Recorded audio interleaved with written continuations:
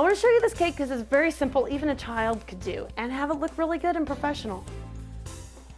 I have chocolate sprinkles, or otherwise known as chocolate dainties, or jimmies, whatever you want to call them, they all do the same things, and they taste just as yummy. I'm going to take my cake and gently place it on the side of the frosting. Only about halfway up. I know I'm making a mess, that's okay. I'm gently pressing it into the cake. Now see how that's going to cover up the chocolate at the bottom and where it was thinned out a little bit on the frosting?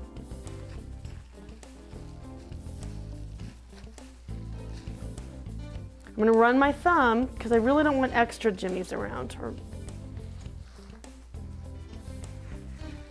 The reason I'm showing you this to put the sprinkles on right away, because your frosting is going to dry as it sits there as you get ready to decorate, and the dainties will not stick to your cake.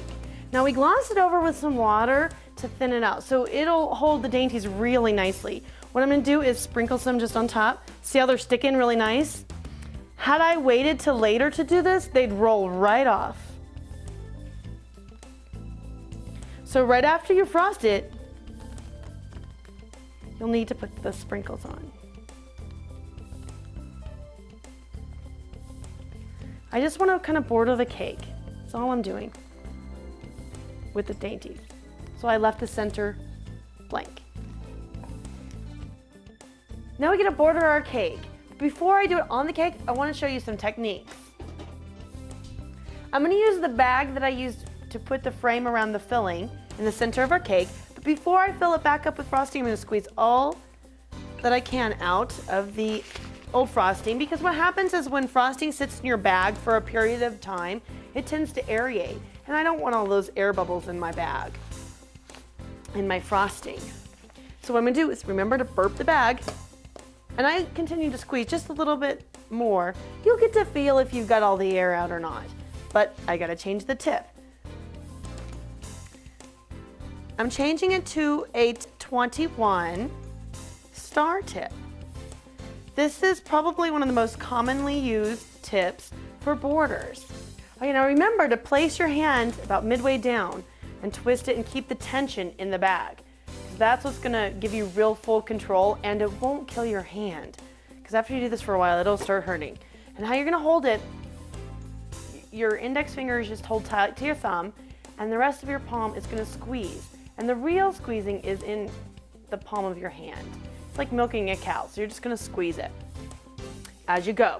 Now as I apply pressure, the bag is naturally gonna go up. I'm gonna place my tip down, squeeze, stop squeezing, bring it down. Place it, squeeze, stop squeezing, bring it down. Place it, squeeze, stop, come down. Place it, squeeze, have it come down. That kind of naturally goes up. If you don't feel like it's giving you enough, then you can maneuver it a little bit.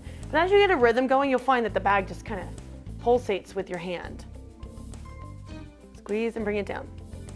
Squeeze and bring it down. Now, if you squeeze too hard, you'll see the ribbon effect, kind of the zigzag back and forth, or you're holding it too long, so you want to squeeze and bring it down. See how it's nice and smooth? Now, as you go a little faster,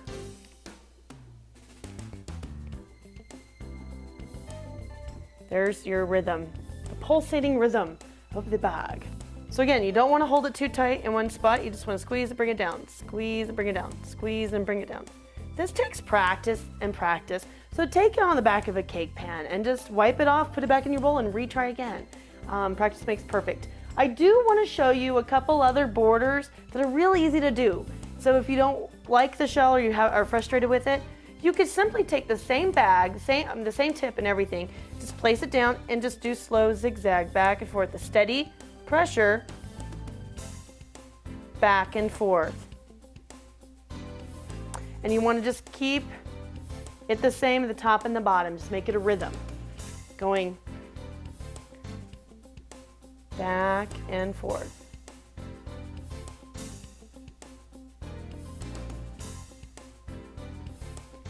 If you need to stop and refill your bag, just simply squeeze some more down, tighten it up, twist it, give it a twist, and then hold it again. You're gonna place the tip wherever you left off and just go right back to doing it. So that's how you make borders. Lots of practice and you'll get it. We're ready to put it on our cake. I am going to scrutinize my decorating abilities and decide that I don't like this side the most. I don't like how the sprinkles go up. So guess what? That's gonna be the back of the cake. I'm gonna start there with my borders. So what I'm gonna do is start on the back of the cake and warm up. That gives me my rhythm going, so by the time I get to the front of the cake, it'll look nice and sharp. I'm gonna start and do my shell border. It's actually easier the faster you go.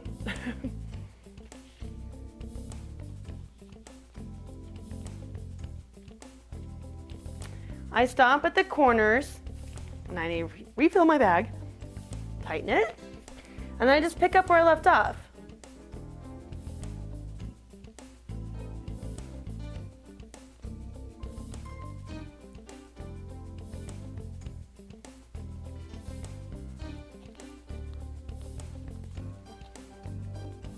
There we go, now we're ready for the top. Again, I'm gonna squeeze down, keep it tight. Make sure there's no air in my bag. Sometimes you get air.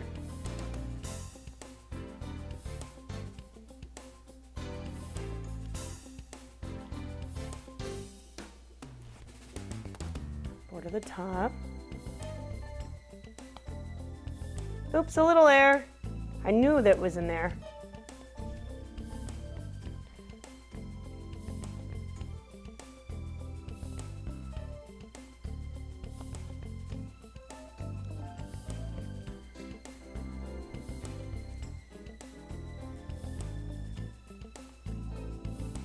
Great. What I love about doing cakes and cake decorating is you get to hide your mistakes. So let's pretend you have a corner that you really hate or you just couldn't get it smooth. Guess what? Just border it. Let's see, is there a corner I don't care for? Let's start with this one. What I'm gonna do is take my tip and have it come up. If you do this, it's probably best before you actually put the border. That way you can blend it in a little bit better. But this is a great way of hiding your corners. So just border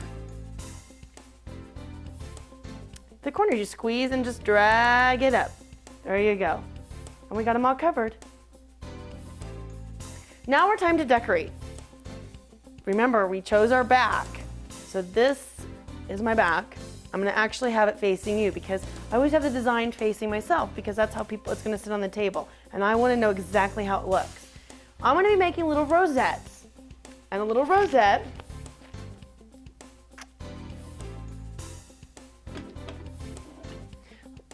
a little rosette, simply squeeze, stop, and bring it around. Bring it around. Bring it around. And bring it around. So I'm just squeezing, bringing it around. So it took me a few to get good at it. There we go. Squeezing it, then stopping. And what I'm doing is, keep the motion, even though I stop squeezing, I want the end of it not to peek up. Otherwise, you're gonna get this. You don't want that. You can see, I'm gonna angle that a little better, you can see the tip. There you go. See the tip?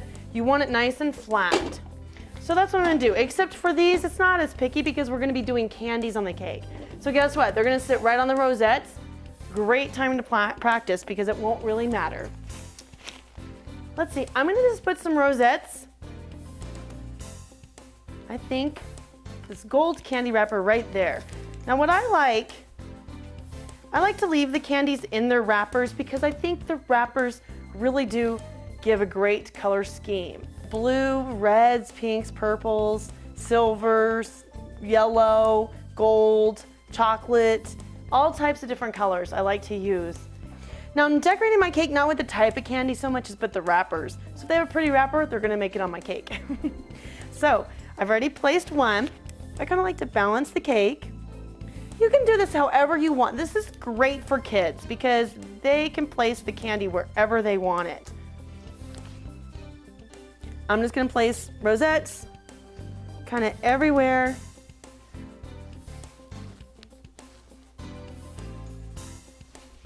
I'm just gonna place candies. See, the rosette kind of acts like a frame holder for a picture.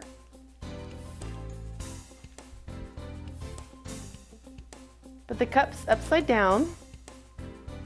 It's prettier that way. Let's add some blue.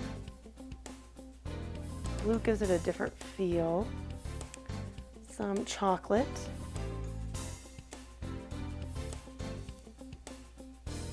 So there we have it, our candy cake. I left the center blank so plenty of room to write in. So let's prepare our bag.